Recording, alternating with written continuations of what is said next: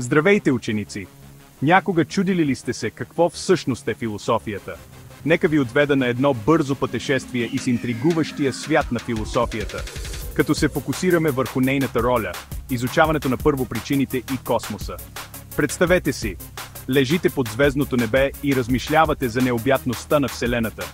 Защо всичко съществува? Как е започнало всичко? Това са въпроси, които философите си задават от векове. Философията, по същество, е стремеж да се разбере фундаменталната природа на реалността. Тя се гмурка дълбоко в защо, то и как, то на съществуването. Представете си го като белене на лук, слой по слой, за да се разкрият основните истини за нашата Вселена.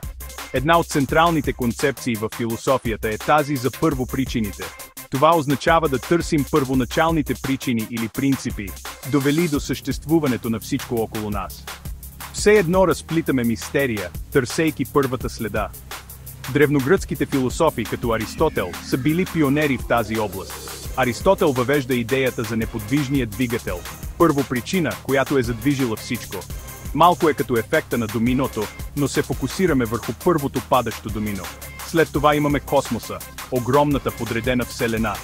Философите не спират само до това, защо нещата съществуват. Те изследват и как всичко е организирано. Този дял е познат като космология. Все едно сме архитекти на идеи, опитващи се да разберат плана на Вселената. Философията ни насърчава да задаваме големи въпроси и да търсим по-дълбоки значения. Не става дума само за намиране на отговори, а и за самото пътуване на критическото и творческо мислене. Така че следващия път, когато се захванете да мечтаете под звездите, помнете. Стъпвате в обувките на едни от най-великите мислители в историята.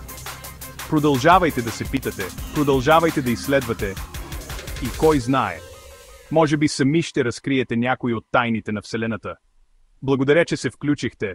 Не забравяйте да харесате, коментирате и да се абонирате за още разширяващо съзнанието съдържание. Ще се видим следващия път.